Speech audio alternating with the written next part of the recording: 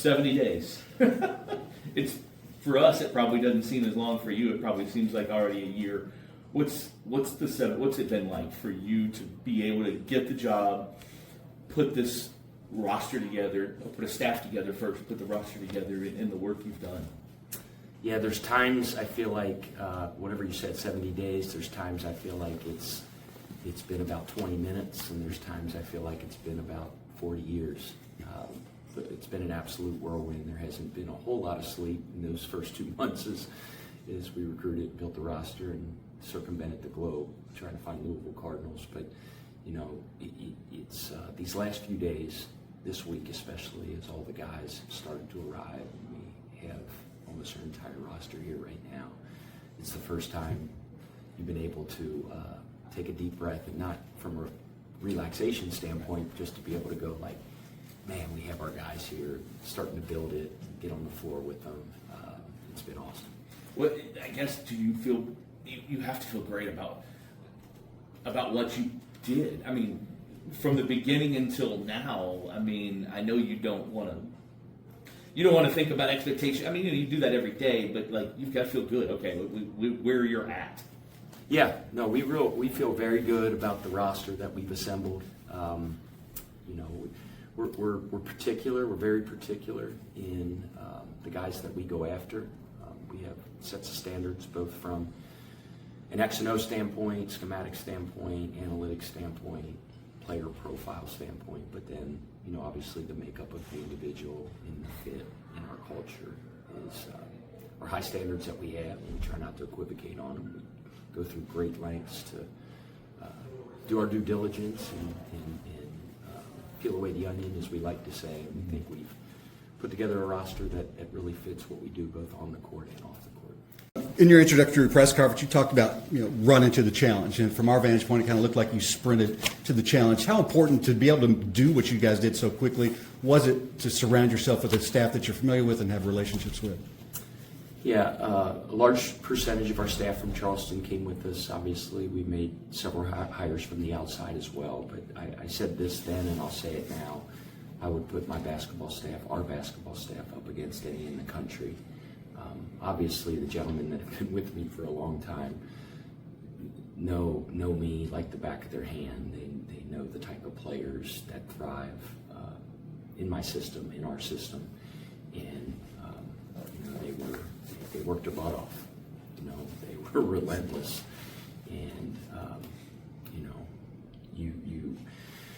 you go through highs and lows, and your visits and scheduling, all that, but just to see it, how it all came together and all played out.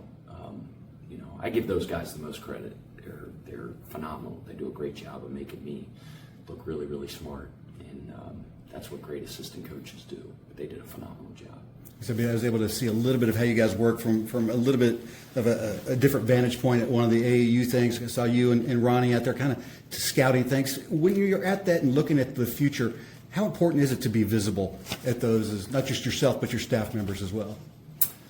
Yeah, when you're at those events, there's a lot of it. Some of it at times is making sure that those players see you.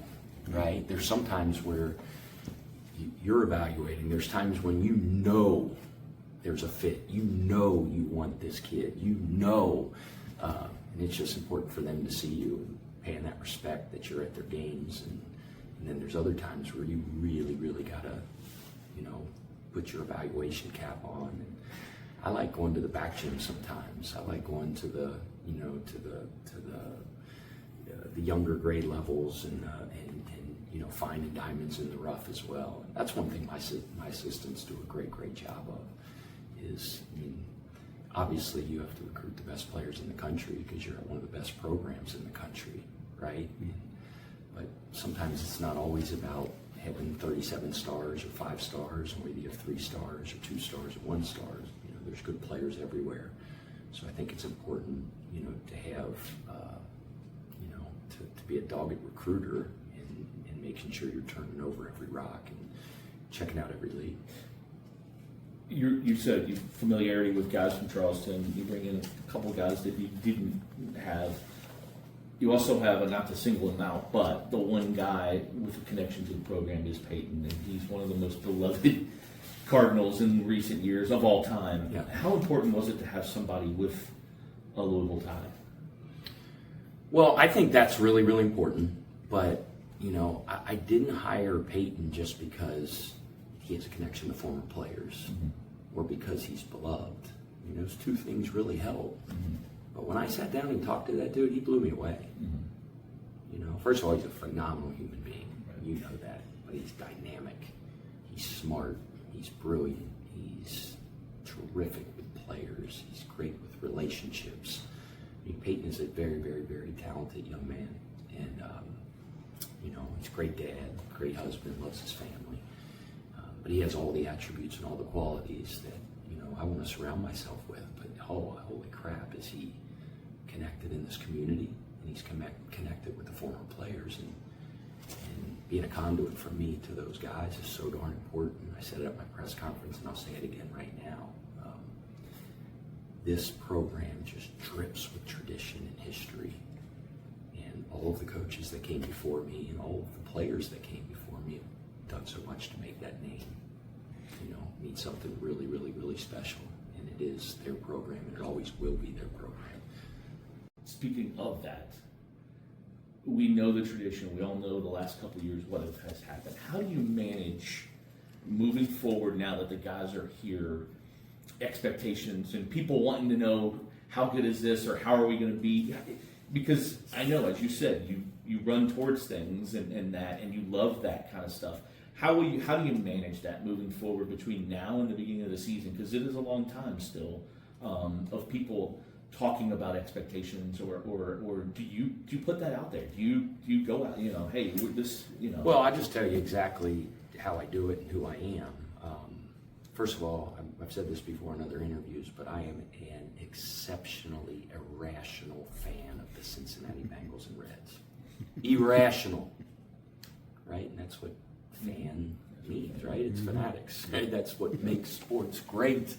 That's what makes this program great. That's what makes this city great. It's the passion that people have for University of Louisville basketball. I say all the time, not only are they as passionate fan bases in their country, but they're as knowledgeable, right? I have over 1 million assistant coaches out there. That's kind of how it is. Said this on other interviews as well, but Jay Wright is one of the best coaches in the history of collegiate basketball. He's won multiple national championships. Obviously, our athletic director Josh Hurd worked with him, and I've done a lot of research, read books, because I think all good coaches always want to learn from the greatest coaches. And coming off multiple national championships, the expectations were really high, and people were asking him, national pundits, people around Philadelphia, passionate fans of Villanova were saying, well, what's the expectation? What's the goal? What can we expect? What's the expectation that you have for your team? What's the goal? Mm-hmm. And he said, our goal simply, is coming off 2 national championships, is simply to improve our culture. And he said, if we do that, and you talk about a Herculean task, because they defined culture in college basketball and what they did all those years. If they were able to go from where they were to where they wanted to go in terms of improving their culture, everything else was going to take care of itself. That's all I worry about. It's your job as media members, and it's everybody else's job as irrational fans as I am of the Cincinnati Reds and Bengals to worry about that stuff. I can't. As much as you want to think I'm reading all your stuff, Jody, I'm not. I just don't. I don't. Not that I don't respect you guys are both media, but I put blinders on, and I have to be on social media to connect with fans and with students and tweet. I ain't reading your crap. And I'm not reading what fans are saying either, because when things are really good, things are really good. When things are bad, things are bad. So, but I get it. I know what I signed up for. I've been in this business for 22 years. Obviously, it's a whole different level. But that's my approach, man. That's how I do it. Yeah. You speak of culture, and one of the guys, we've had a chance, obviously, to talk to a number of the guys that are transferring in, and one of the guys that just immediately blew me away, as I'm sure he does everybody talks with, is Terrence Edwards. And obviously, great talent coming in, as many of the guys are, as all the guys are. but just a guy that carries a demeanor about him, a determination, like we're going to get this done. What's he mean to this roster when you have a guy that's accomplished as he is, but also kind of carries that mindset as well? Yeah, I really think you could go all the way down our roster and see a very, very mature group, older guys, guys that long in the tooth, hair on their chest, that have been through the wars, you know what I mean, and come from winning programs and have logged a whole lot of minutes of college basketball. They had a lot of success as well. So I think that's kind of one of the identities and the hallmark of this team is that we're old, right? It's a mature group. And Terrence, fat as they call him, because he had chubby cheeks when he was a kid. I think that's hilarious. He just does, man. He just has a glow about him and a bounce in his step and a smile on his face. He's a great teammate. He has a great energy about him. It's his disposition, his personality is as impressive as his game. When this started, the first couple guys were obviously guys that you had coached and you had been with you at Charleston before. How important was it to get off to a start with two guys that you've had, and they're both really good at what they do and their skill set as well? Yeah, and then you had the third guy in Kobe Rogers, who's obviously redshirting this year, coming off an injury. But similarly, when I talked about Fat and Chucky and Noah and Kaysen and Kader and Hadley and all those guys, they're players with winning DNAs, right? They're very mature players. Obviously, they got a little bit of advantage on the front end just because they really just know how we roll, right? They know our DNA, they know what we do, they know our culture, they know our terminology. But they're pros in terms of their approach. James is the oldest young dude I've ever been around. I don't know if that's the way to say it, but he's still only 18 years old, but he's like an old head. He's got an old spirit. Crazy focused, crazy mature, driven, and just wants to be great. Rain, gosh darn, he started every game his entire college career, and I always tell a story. The preseason his freshman year, he came over from Australia, and I always say the Australians for the first 4 or 5 months they're just spinning because they're on the other side of the globe. It's summer there, it's winter here, it's winter here, it's summer there. They're all messed up. And he had this reputation as this great shooter, and he didn't make nothing. The first 4 weeks of practice, pardon my bad English. And I remember saying to Cass, who's the Australian assistant on our team, on our staff, "What's up? I thought this dude could shoot." So kind of got the reputation of big game Rain because we played North Carolina in his first real college game. He had 6'3", 7'3", something like that. And I looked over at Cass and he just smiled at me. But yeah, so it's good to have those guys and just be able to. And they're not outwardly aggressive with it, but they'll be able to kind of help behind the scenes. Be like, "Hey, Kelsey's a little crazy, but this is what he means by that." I'm not really. Yeah, you mentioned mature and culture, and there is a lot of veteran guys. Obviously, most of it's coming through the transfer portal. But Kenai Ruths was a highly rated freshman coming in. What did you like about him? What jumps off the tape at him when you said, "Hey, let's get into the mix and see if we can get him here"? Yeah, Kenai is just a crazy versatile player. He's obviously great length. I mean, his wingspan is ridiculous. Skilled, athletic. Just I think has a chance to be a great college player, down the line. I mean, as a freshman coming in with a lot of older guys, right? Which I think will be great for him.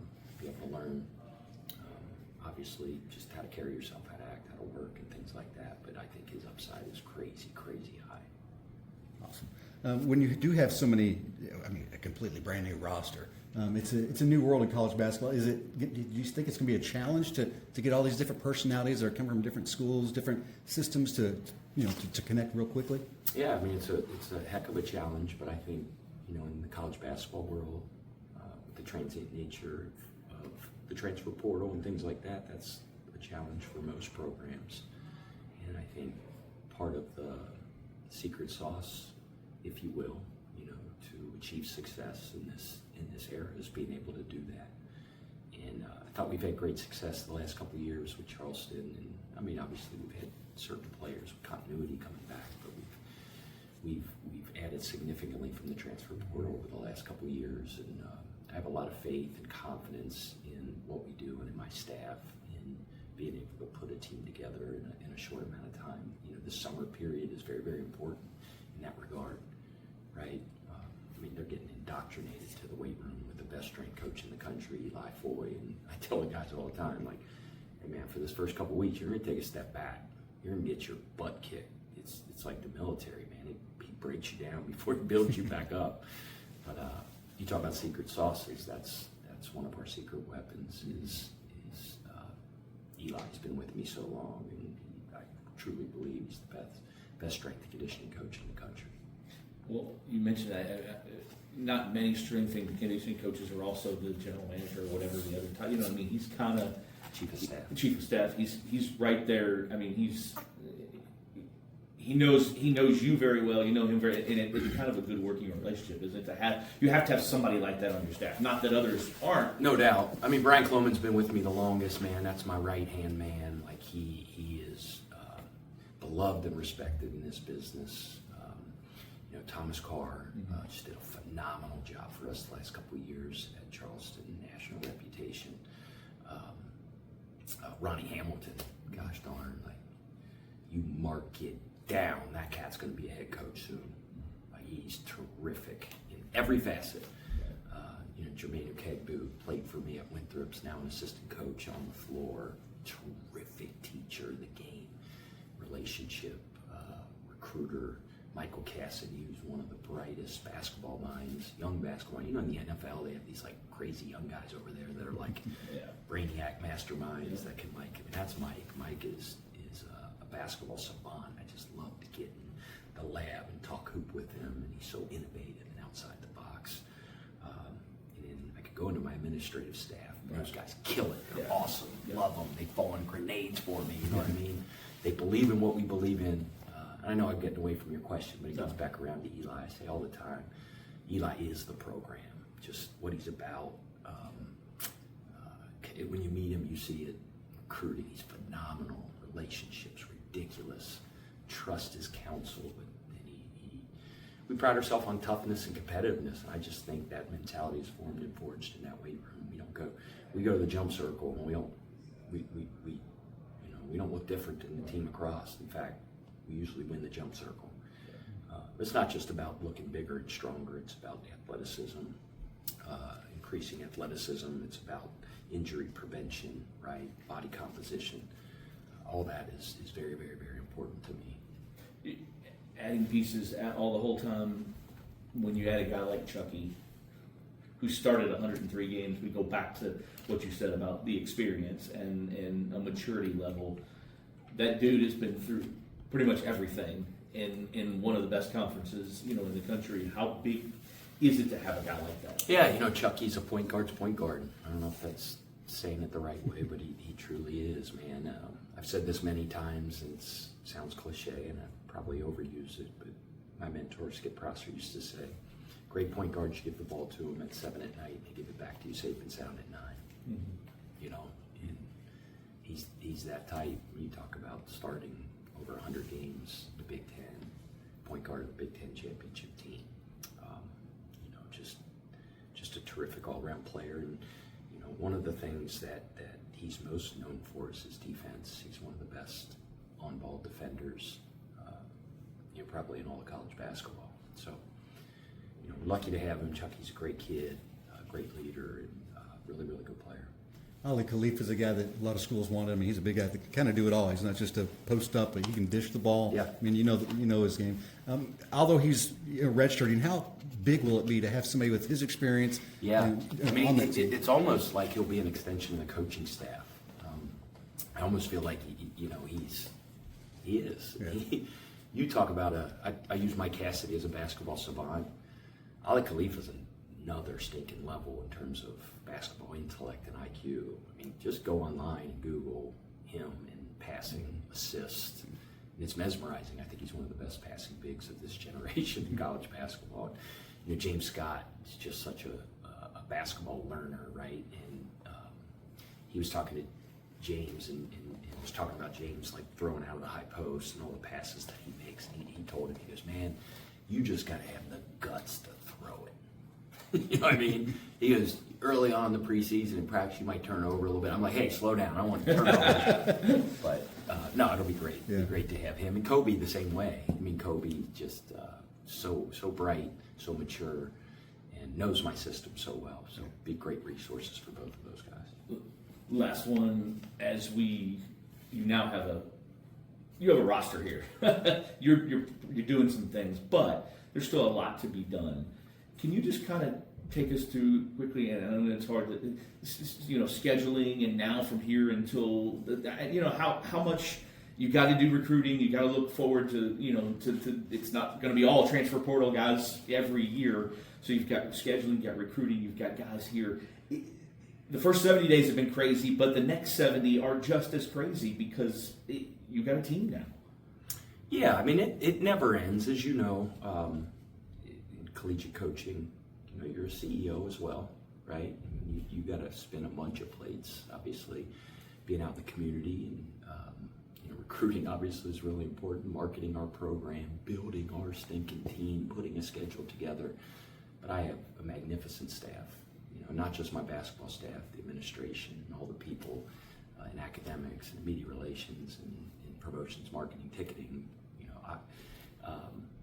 So I have a ton of support. But I mean, obviously, if I had to, this is an obvious statement. If I had to prioritize, number one, I always say the three most important things in running your program are always your players, and your players. Right, so obviously they're priority number one, but we'll be ripping and running, being all over the 502 here over the next several months before we tip it off at the Yum Center in a couple months. Cool. Awesome. All right.